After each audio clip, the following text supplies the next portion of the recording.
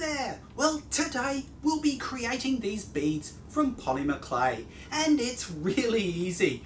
Before we get into it though, if you love art, then you might like to log on to our website at www.montmart.net because we have hundreds of lessons there, as well as links to our Facebook and Instagram pages, as well as to our art club, The Creative Connection.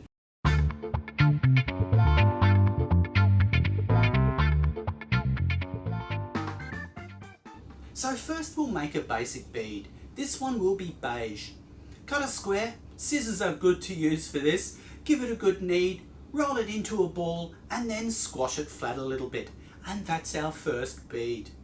For this next bead, I'll be using clay from the 10-piece introduction set, and I'll be doing a blend.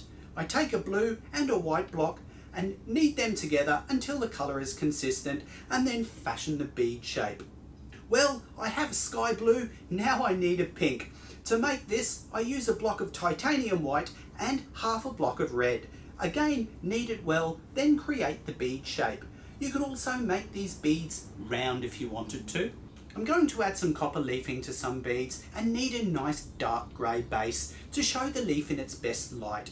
So mix titanium white and black in equal proportions. This next bead will be a blue and white stripy one. So I take the two blocks of clay and cut them into slices. I then layer them one slice on top of another and so on. I then gently fashion the bead until I'm happy with the shape. I then follow this same procedure but with beige and white. The colours available offer the artist limitless colour combinations, and exciting new tones and partially mixed colours yield interesting results too.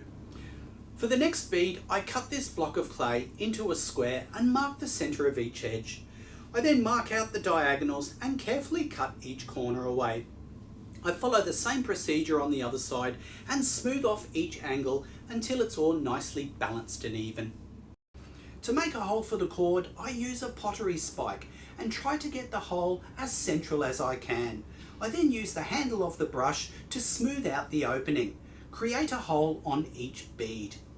Montmart Make and Bake Polymer Clay is baked for 30 minutes in an oven set to 130 degrees. So preheat the oven and set the beads out onto an aluminium tray or alfoil and then bake them. To embellish our beads, I'm going to apply some leafing glitter. So I need leafing size, which is the glue, some leafing, and this is the Starburst copper, and some glitter. Pour out some leafing size and apply it onto the beads with a brush. Any areas that receive the size, the leaf and glitter will adhere to. I want some of the dark grey to show in between the leaf on this bead, so I just apply little bits of size. There are 6 compartments in the laser glitter shaker. I select the yellow compartment and gently pour it over the bead. The size is very sticky, so try not to touch it with your hands and instead use that brush handle again to position it. To apply the leaf, place the bead centrally onto a new sheet of the copper Starburst designer leaf and gently fold the leaf around the bead. Once the bead is fully covered, remove the excess leaf with a clean soft brush. Next, I sit the bead that I partially applied the sizing to and follow the same steps. Montmart currently have 5 different leaf booklets for artists to choose from. To thread the beads, we'll need some type of cord. This is a faux suede and it can be purchased at most haberdasheries. This is just a simple case of choosing the order in which the beads go onto the cord. Well, we hope you enjoyed this lesson and are at least inspired to create some beads of your own. Polymer clay is a really exciting and versatile medium. Remember, you can share your creative projects on social media using #MontmartArt.